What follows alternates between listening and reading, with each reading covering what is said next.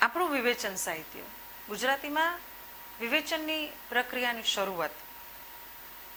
તો સૌથી પહેલાં અર્વાચીન ગુજરાતી સાહિત્યના ઇતિહાસમાં સાહિત્ય સર્જનની બરોબર લગોલગ સાથે સાથે વિવેચનની પ્રવૃત્તિ પણ શરૂ થઈ. મધ્યકાલીન ગુજરાતી સાહિત્યનો એક દોર હતો. પ્રાચીન સાહિત્ય આપને મળે છે, ક્યાંય પણ વિવેચનની પ્રવૃત્તિનો કોઈ ઉલ્લેખ જોવા નથી મળતો. પણ સૌપ્રથમ અર્વાચીન યુગની શરૂઆત થાય. સાહિત્ય સર્જનના અવનવા પ્રયોગો અને અવનવા સ્વરૂપો સાથે આ વિવેચનની પ્રવૃત્તિ પણ શરૂ થઈ. કવિ દલપતરામે કવિતા વિષયક પોતાના વિચારોને બહુ સુંદર રીતે રજૂ કર્યા છે. અને કવિતા કોને કહેવી, કવિતા રચ્યા પછી, રસદર્શન કર્યા પછી ભાવકના મનમાં ઊભા થતા ખ્યાલો, એને સમજાવવાનો પ્રયત્ન આમાં સુંદર થયો છે. મારે તમને કહેવું છે કે વિવેચન શું કામ સાહિત્યમાં? તો એટલા માટે કે ક્યારેક કોઈ કૃતિમાંથી આપણે પસાર થતા હોય ત્યારે સર્જકગત કેટલાક આલેખનો પછી આપણને કોઈ કૃતિ નથી સમજાતી, તો એ વિવેચક છે એ કૃતિનું વિવેચન કર્યા પછી આપણે એ કૃતિની બરોબર નજીક લઈ જાય છે. એટલે વિવેચક એ સર્જકનો જોડિયો ભાઈ છે, કવિનો જોડિયો ભાઈ છે એમ કહેવામાં આવ્યું છે. તો શું કામ કે કદાચ ન સમજાયેલી વાત પણ વિવેચક પોતાના વિવેચનમાં કહી શકે. પહેલાનું વિવેચન અને અત્યારના વિવેચનમાં ઘણો બધો મોટો તફાવત છે. વિવેચક કેવો હોવો જોઈએ, આદર્શ વિવેચકના લક્ષણો કેવા હોવા જોઈએ? તો કે ભાઈ એ વ્યવહારુ ન હોવો જોઈએ. મારી કૃતિ સારી ને મારા મિત્રની કૃતિ આવી છે એટલે એને સારું સારું જ કહેવું નહીં. એ તટસ્થ બનીને પોતાની કૃતિ ઉપર એ વિવેચન કરી શકે એટલું તટસ્થ અને વિચારશીલ હોવું જોઈએ. હું તો એમ કહું છું કે સર્જક કરતાં વિવેચન એક સ્ટેપ ઊંચો છે. કારણ કે જ્યાં સર્જક પહોંચી નથી શકતો ત્યાં વિવેચક પહોંચી અને એ રસદર્શન આપને કરાવે છે. દલપતરામ પાસેથી કવિતા વિષયક જે કેટલાક વિવેચન લેખો મળે છે, રચ્યા છે રૂડા છંદ દલપતરામે, રામ સીતાના સ્નેહનું વર્ણન શૃંગાર, આ બધા જ જે લેખો મળે છે એ લેખોમાં એમણે જે આપણે નથી સમજી શક્યા એ તરફ એને અંગુલી નિર્દેશ કરીને સમજાવ્યું છે કે કવિતા સંદર્ભે ભાવકે અહીંયા સુધી વિચારવાનું છે. સાથે સાથે નર્મદ પણ કવિતા વિશે કેટલાક લેખો આપે. કવિ ચરિત અને પ્રસંગોપાત પોતાના અભિપ્રાયો પણ એમાં રજૂ કરે. ટીકા કરવાની રીત એક સારો લેખ આપે. વાક્યરૂપી શરીરમાં રસરૂપી જીવ તે કવિતા છે. પણ કવિતાના બે ભાગ, રસ અને એક ભાગ તર્ક છે. રસ એટલે આનંદની મજા, અને રૂડા છંદ રચાયા છે એટલે કવિતા ન ગણાય એવું નથી. રચના રૂઢી છંદમાં કવિતા કરવી અને એ કવિતા આખી રસથી ચિત્રથી આપણા સુધી પહોંચે એ કામ કવિએ કર્યું હોય, પણ એનાથી ચડિયાતું કામ એક વિવેચક કરે છે. નર્મદની કાવ્ય સમાજ દલપતરામની સમજ કરતાં કંઈક કેટલીક વધુ વિકસિત છે. એટલે કલ્પનાને બદલે એ તર્ક અને લાગણીને બદલે ઉર્મી શબ્દ વાપરે છે. અને એ ઉર્મી શબ્દને એ જુસ્સાથી આપણી સામે રજૂ કરે છે. નર્મદની સમજ હજી ઠીક ઠીક વિકસિત વિવેચનમાં, ત્યાં જ અર્વાચીન ગુજરાતી સાહિત્યના આરંભ કાળે જ સાહિત્યના પદાર્થને સમજવાની અને વિવેચન કરવાના એ મહત્વના કાર્ય માટે નવલરામ પંડ્યા આપણી સામે આવે. અને નવલરામ જેવા અભ્યાસી આપણને વિવેચક તરીકે મળે છે કે ગુજરાતી સાહિત્યનું મોટું સદભાગ્ય છે કે શાળાપત્રના તંત્રી તરીકે એમણે મૂલ્યવાન કામગીરી બજાવી અને નાની ઉંમરે એમણે નર્મદ ઉપર પત્ર લખી અને પોતાના વિવેચક થવાના એમણે અભિલાષા પ્રગટ કરી. જો બહુ સુંદર વાત છે કે પોતે વિવેચક થવા માગે છે એવી અભિલાષા પ્રગટ કરવી.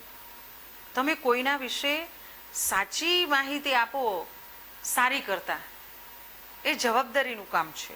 એ કામ એ સમયે નવલરામે ઉપાડ્યું. સિદ્ધાંત ચર્ચા, ગ્રંથાવલોકન જેવા નક્કર પ્રારંભના એ ગ્રંથો આપે અને વિવેચન વિષયક એ લખાણો આપી અને અભ્યાસ સજ્જ વિચારક અને ચિંતકની યાદ અપાવે. એમના આ ગુણો છે એ સફળ અને સૌંદર્યપરાયણ હતા.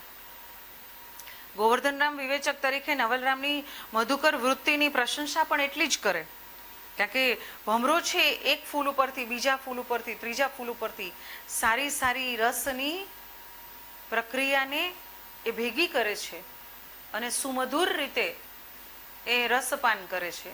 એમ વિવેચક છે એ મધુકર વૃત્તિ દ્વારા આપણે કૃતિના સુંદર સુંદર સ્થિતિઆંતરો છે એના ઉપર આપણે લઈ જાય છે અને એ રસપાન કરાવે છે.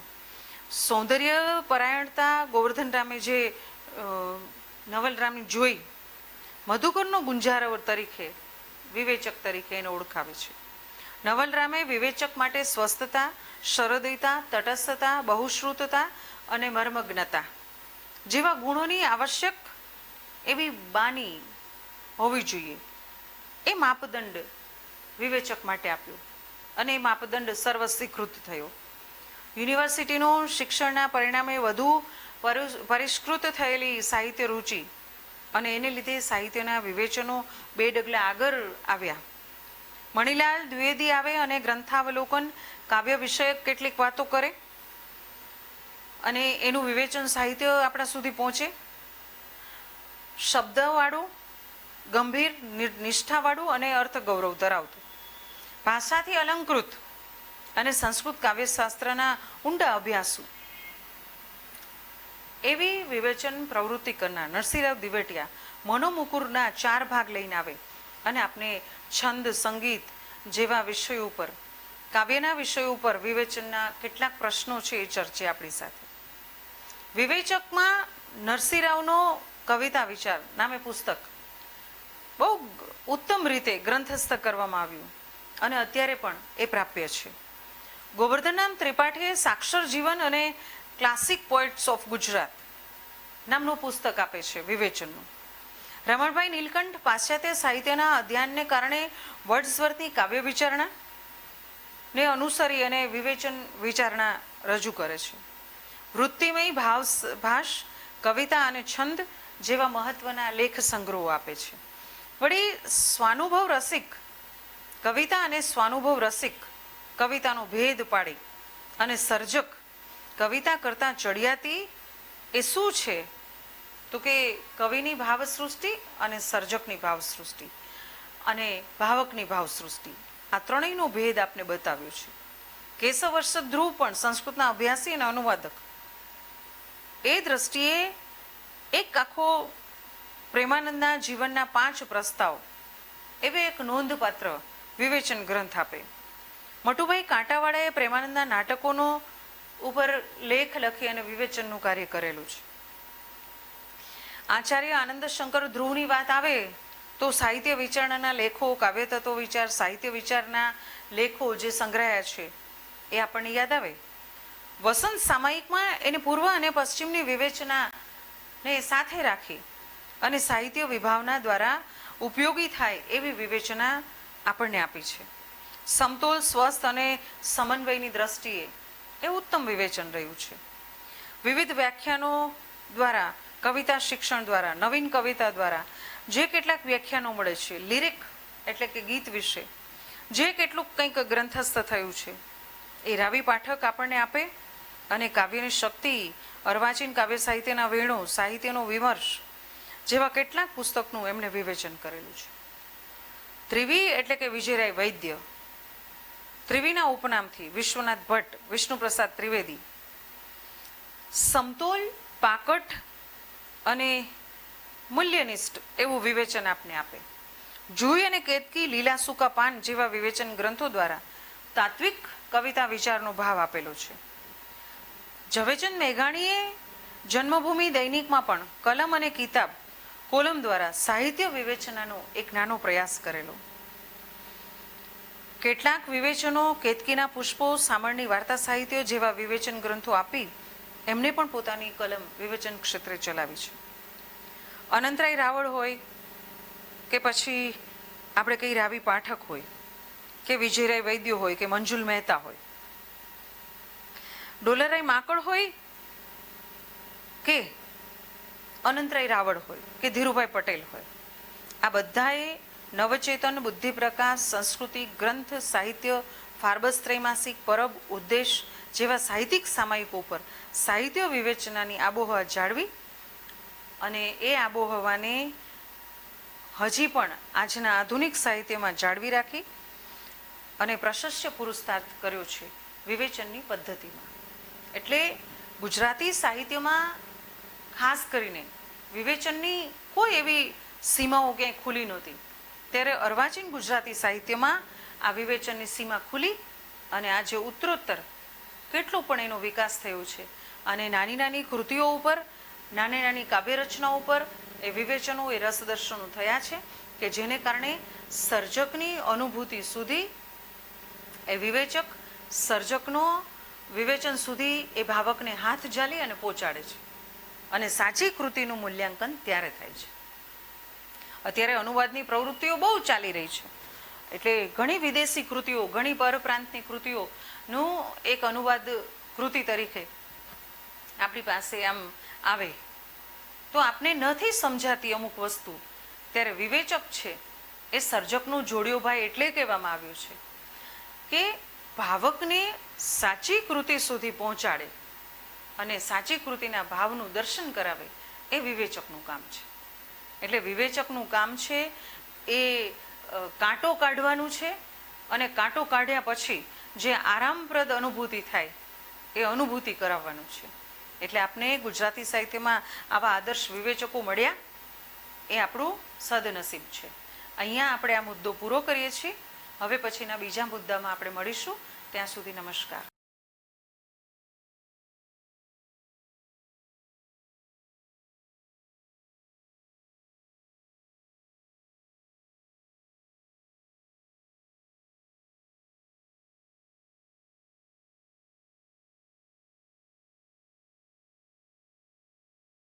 અર્વાચીન ગુજરાતી સાહિત્યના કેટલાક મુદ્દાઓ અભ્યાસગત જે આપણે અભ્યાસક્રમના મુદ્દાઓમાં છે એ મુદ્દાઓની ચર્ચા કરતા એ અંતિમ પડાવ તરફ આપણે આવીએ.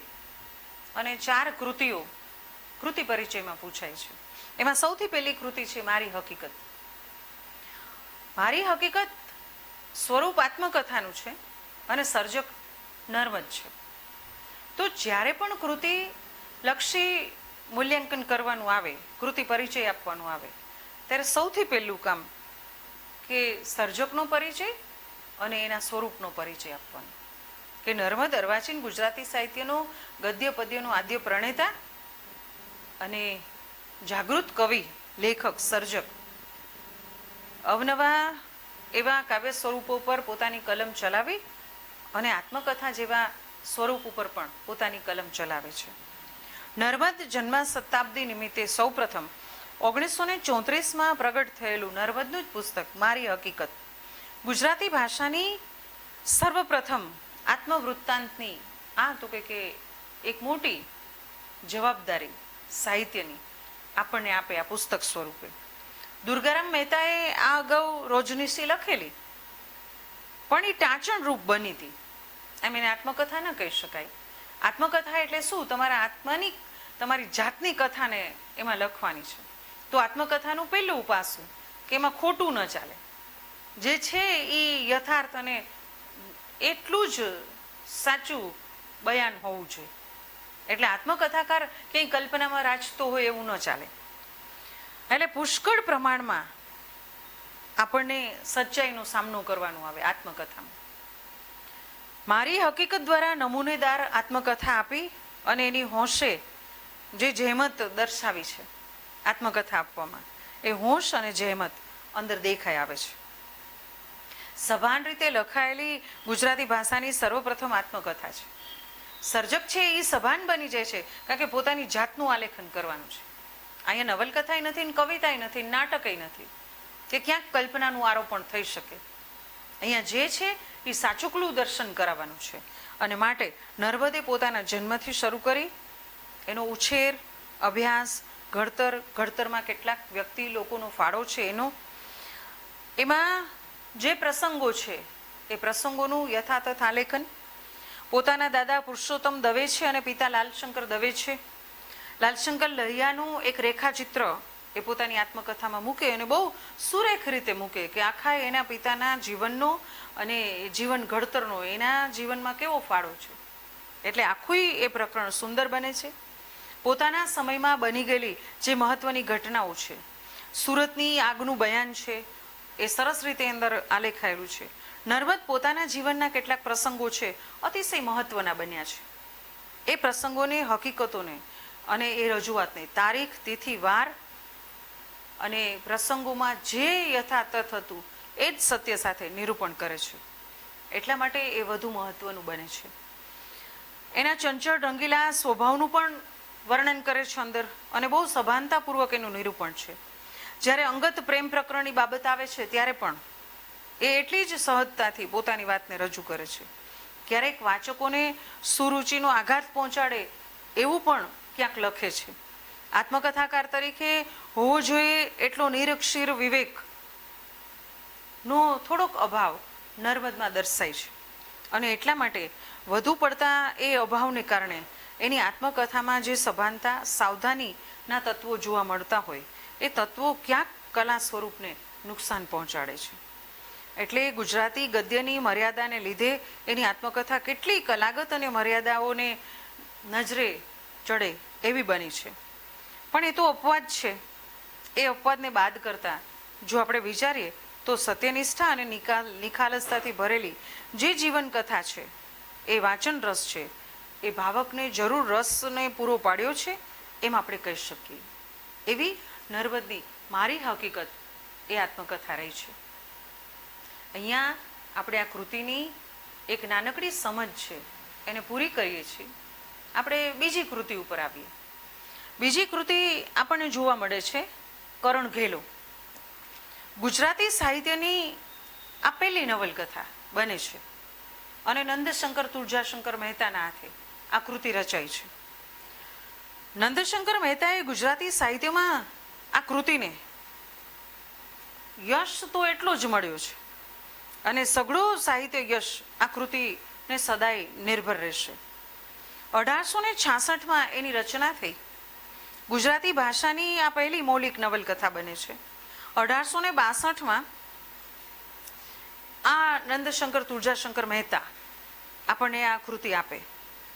આ કૃતિની કથા કંઈક આવી છે કે કરણ ઘેલેની કથા વસ્તુમાં આપણે પ્રવેશ કરીએ તો વાઘેલા વંશનો છેલ્લો રજપૂત રાજા કરણદેવ અને એના જીવનની આસપાસ ગૂંથાયેલી આ કથા છે. રાજા કરણે પોતાના રાજ્યના બ્રાહ્મણ પ્રધાન માધવની પત્ની રૂપસુંદરીને એના ઉપર ક્રૂર દ્રષ્ટિ કરે છે અને માધવને છેતરીને બહાર ગામ મોકલે છે. સિપાહીની મદદથી રૂપસુંદરીનું અપહરણ કરી અને પોતાના મહેલમાં બોલાવી લાવે છે. રૂપસુંદરીના બચાવના પ્રતિકારમાં સિપાહીઓ સાથે ઝપાઝપી થાય અને માધવના નાના ભાઈ કેશવ પોતાના પ્રાણની કુરબાની આપી દે છે. કેશવની વિધવા પત્ની ગુણસુંદરી પોતાના પતિ પાછળ સતી થાય. સતી થતી વખતે અણિલપુર પાટણ અને કરણ રાજાનું કમોત એવી શાપવાણી ઉચ્ચારે અને બહારગામ ગયેલા માધવ જ્યારે પાછો આવ્યો ત્યારે આખી ઘટનાની જાણ એને થાય છે. રોષે ભરાયેલો માધવ રાજા ઉપર વેર લેવા માટે દિલ્હીના એ સમયના બાદશાહ અલ્લાઉદ્દીન ખિલજીની મદદ માગે છે અને એને રૂબરૂ મળી ગુજરાત ઉપર આક્રમણ કરવા માટે તેડી લાવે છે. બાદશાહ પોતે પાટણ ઉપર આક્રમણ કરવા માટે આવે અને ગુજરાતને જીતી લે. યુદ્ધમાં ઘવાયેલો રજપૂત રાજા કરણ નાસી જાય અને એની પત્ની કૌડાદેવી અને એની પુત્ની દેવળ દેવી વિધર્મીઓના હાથે કેદમાં પકડાઈ અંતે રાજા કરણ પણ અજાણ સૈનિકોના હાથે યુદ્ધ દરમિયાન મૃત્યુ પામે. કરણ ઘેલાની કથા ઘર ફૂટે ઘર જાય અને વેરની વસૂલાત કરવા જતાં માધવ મંત્રીએ ગુજરાતને ગુલામ બનાવ્યું. હિન્દુ પ્રજા અને દેવસ્થાનો એ વિધર્મીઓના હાથે ભ્રષ્ટ બન્યા. પરોક્ષ રીતે ભાગીદાર બન્યો. એમાં વિલાસી રાજાની પ્રજા કુરુપૌદશાને પામી અને ગુજરાત ઉપર મુસ્લિમ રાજ્યનો અમલ શરૂ થયો. 16 પ્રકરણમાં વહેંચાયેલી આ નવલકથા કરણ ઘેલો મજા તો સાધારણ છે પણ રસ તે તો ઘણો થોડો છે એમાં. પણ નવલરામ પંડ્યા કહે છે એ રીતે એક જમાનો અસ્ત પામતો અને બીજો ઉદયગીરી પર ડોલતો. મગરૂબીનો માર અને વ્યભિચારીની હાર, ધર્મનો જય અને પાપનો ક્ષય, આનો ચિતાર આખોય આ ઐતિહાસિક નવલકથાના કથા વસ્તુને પસંદ કરી અને આપની સામે મૂકવામાં આવ્યું છે. એટલે ગુજરાતી સાહિત્યની આ ઉત્તમ કહી શકાય એવી નવલકથા, અને એવી નવલકથામાંથી સર્જકે આપણને એક સુપેરે પહેલી નવલકથાનું માન પામેલી આ કથાને આપણી સામે મૂકી છે. હવે પછીની કૃતિ એ ભદ્રંભદ્ર છે. ગુજરાતી સાહિત્યની કહી શકાય એવી પહેલી હાસ્ય નવલકથા આપણને જોવા મળે, ભદ્રંભદ્ર. અને આ ભદ્રંભદ્ર કૃતિ છે એ હાસ્ય વિનોદ દ્વારા આપણને લઈ જાય છે એ સમયમાં, અને હાસ્ય કટાક્ષ દ્વારા આપણને સમજાવે છે કે બહુ તમે આગ્રહ રાખવા જાઓ સુશ્લિષ્ટતાનો, બહુ આગ્રહ રાખવા જાઓ તમે ગુજરાતી ભાષાનો અને બહુ શિષ્ટતાથી બોલવાનો, ત્યારે કેવું હાસ્યાસ્પદ એવું એક મનોરંજન તો પૂરું પડે જ છે, પણ આપણે કેટલા હાસીને પાત્ર બનીએ છીએ એનો ચિતારામાં જોવા મળે છે. સુધારક યુગના રમણભાઈ નીલકંઠ પાસેથી આપણને આ કૃતિ મળે છે, અને આ સાહિત્યના માધ્યમ દ્વારા સુધારાની કાર્યની સફળતાનું કામ તો એમણે કર્યું જ છે, પણ 1900માં પ્રગટ થયેલી સળંગ હાસ્ય પ્રધાન આ નવલકથા ભદ્રંભદ્ર અને હાસ્ય મંદિર, આ બે એના હાસ્ય લેખો અને હાસ્ય નવલકથા આપણને જોવા મળે છે. ભદ્રંભદ્ર એ ગુજરાતી સાહિત્યની પહેલી સળંગ હાસ્ય રસિક વિશિષ્ટ નવલકથા બને છે. એ સમયે ઘણી લોકપ્રિય થયેલી આ કૃતિ છે. આજે સમય અને સંદર્ભના બદલામાં એ કૃતિ તમામ રસસ્થાનો એક સરખા જ આસ્વાદ્ય બન્યા છે. તેમ છતાંય આજે એ વાંચનક્ષમ છે જ. નવલકથાનું કેન્દ્રવર્તી પાત્ર છે, રૂઢિચુસ્ત છે ભદ્રંભદ્ર, અને મુખ્ય વસ્તુ છે સુધારક વૃત્તિ, અને એની સામે જડતાનું સનાતન વલણ જોવા મળે છે. અને એ ધારણ કરતું વલણ, ત્યારે ભદ્રંભદ્રનું પાત્ર લોકોનું પ્રતિનિધિ કરે છે, એવા લોકોનું કે જે જડતાથી ભરેલા છે, અને એવી ચિરંજીવ આકૃતિ બની છે. ભદ્રંભદ્ર શબ્દની રૂઢિચુસ્તતાના પર્યાય તરીકે પ્રયોજવામાં આવ્યો છે. ભદ્રંભદ્ર ઉપરાંત વલ્લભરામ, આંબારામ, કુશલ, પ્રસન્ન શંકર જેવા અનેક પાત્રો છે એ નવલકથામાં હાસ્ય પૂરું પાડે છે. ભદ્રંભદ્ર નવલકથામાં તત્કાલીન સંરક્ષક પક્ષના સનાતન ધર્મી એવા આગેવાન મણિલાલ નભુભાઈ દ્વિવેદી અને મનસુખરામ પુરાણી રમણભાઈની કલમનું નિશાન બન્યા છે, અને ખાસ કરીને નરભેરામ પુરાણી, ઈચ્છારામ સૂર્યરામ દેસાઈ જેવા સનાતન આગેવાનોની નિશાન બનાવીને વાતને સુંદર રીતે આપણી સામે મૂકવામાં આવી છે. આખી દુનિયાના અનિષ્ટોને સુધારી નાખવાની હઠ લીધીને બેઠેલો ભદ્રંભદ્ર યુરોપીય લેખક સર્વાંતિસના મુખ્ય પાત્ર ડોન કિહોટ જેવા એમના શિષ્યો છે, અંબારામ જેવા એમના મિત્રો છે, એના દ્વારા હાસ્ય નિષ્પન્ન કરાવે છે. અને રમણભાઈ નર્મ મર્મ કટાક્ષ દ્વારા, ઠઠ્ઠા દ્વારા, અતિશયોક્તિ દ્વારા ભરપૂર હાસ્યનો આનંદ લેવડાવ્યો છે. પરિણામે બધો જ વખત હાસ્ય નિર્દોષ અને નિર્દંશ રહ્યું છે. એમાં ઊંચી રસવૃત્તિ જળવાય છે, અને સબળ એવો માર્ગ વિક્ષેપ પડ્યા વગર આપણી સામે આવે છે. ભદ્રંભદ્રની એક મહત્વની વાત કે સંસ્કૃત સાહિત્ય, સંસ્કૃત પ્રચુર તત્સમ શબ્દ સિવાય ગુજરાતી ભાષામાં બીજું કશું જ ન આવવું જોઈએ, ઇંગ્લિશ શબ્દનો પ્રયોગ ન થવો જોઈએ, આવી જડતાથી ભરેલું આ પાત્ર છે. એના 2-3 ઉદાહરણો કહું કે રસ્તામાં આપણે રેલવે સ્ટેશને જવું હોય તો ભદ્રંભદ્ર છે એ રિક્ષાવાળાને ઊભા રાખે કે ઓ મહોદય ઊભા રહો, એટલે પેલો રિક્ષાવાળો ઊભો રહે, અને પછી એમ કે મને અગ્નિરથ વિરામક સ્થળે જવું છે, કૃપયા લઈ જશો. એટલે પેલો વિચાર કરે, અને પછી એમ કે મેં એવું કંઈ જોયું નથી. તો અગ્નિરથ વિરામક સ્થળ, અગ્નિરથ અગ્નિથી ચાલતો રથ એટલે વાહન, જ્યાં વિરામ પામે છે તે સ્થળ એટલે રેલવે સ્ટેશન. તો ગાડી જ્યાં વિરામ પામે છે એ રેલવે સ્ટેશન. હવે તમે ધીમેથી એમ કહો રેલવે સ્ટેશને જંકશને જવું છે, તો પણ એ યથા યોગ્ય ન લાગે. પછી ટિકિટ બારી ઉપર જઈ અને એમ કે મુંબઈની 2 ટિકિટ આપો તો ફટાક આપે, પણ ભદ્રમ ભદ્ર એમ કે મોહમયી માયાવી નગરીની 2 મૂલ્ય પત્રિકાઓ. હવે તમે વિચાર કરો, એક નાનકડી ભાષા માટે થઈને એ કેટલું વૈમનસ્ય એક બીજી ભાષા માટેનું, કેટલી જડતા કે હું બીજો શબ્દ તો પ્રયોગ કરીશ જ નહીં, હું મારી માતૃભાષાનો જ શબ્દ પ્રયોગ ના કરીએ, આપણી માતૃભાષાને જ બરોબર માન આપીને એનો ઉપયોગ કરીએ. પણ કહેવાનું તાત્પર્ય એ છે કે આટલું જડતાવાદી વલણ એને હાસ્યાસ્પદ બનાવે છે અને એની સાથોસાથ એ જડતાથી ભરેલા પાત્રને ઘણી વખત ક્યાંક અપમાનિત પણ થવું પડે છે. એટલે ભદ્રમ ભદ્રમાં સુધારક અને હાસ્ય રમણભાઈનું મિલન, આ બે વાતનું મિલન કરીને રમણભાઈએ આજે ભદ્રમ ભદ્રની રચના કરી. એનું કારણ સ્થૂળ હાસ્ય રસ જન્માવી અને નીરસતાનો કંટાળો ક્યાંય જોવા નથી મળતો. આ ભદ્રમ ભદ્ર બહુ લાંબુ ટક્યું છે પાત્ર આપણા સાહિત્યમાં, અને ખાસ કરીને હાસ્ય સાહિત્યમાં સીમાચીન બનેલું આ પાત્ર અને આ કૃતિ બને છે.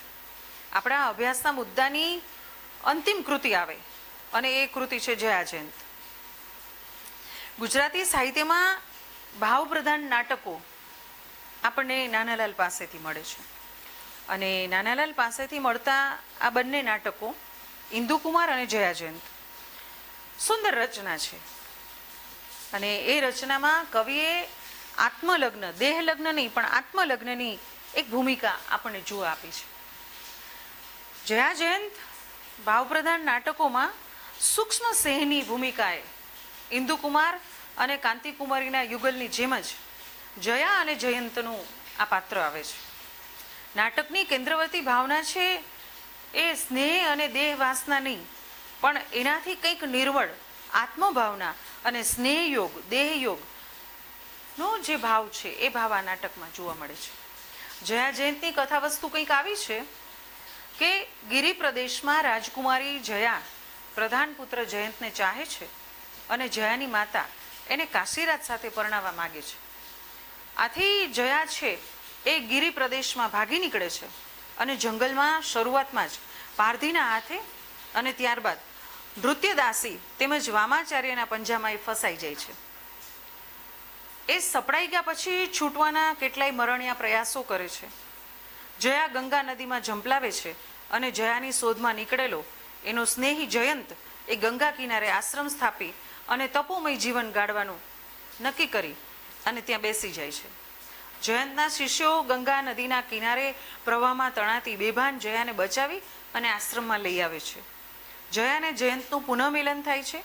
આત્મલગ્નથી જોડાયેલા જયા અને જયંત અનુક્રમે રામવાડી અને સીતાવાડીમાં અલગ અલગ વસવાટ કરે છે. નાટકના અંતમાં બંને સ્નેહીઓના લોક કલ્યાણના કાર્યને ઉપાડી લે છે અને સરસ્વતી ચંદ્રનું કથાવસ્તુ કેટલેક અંશે આપણે અહીં યાદ આવે એવું બન્યું છે.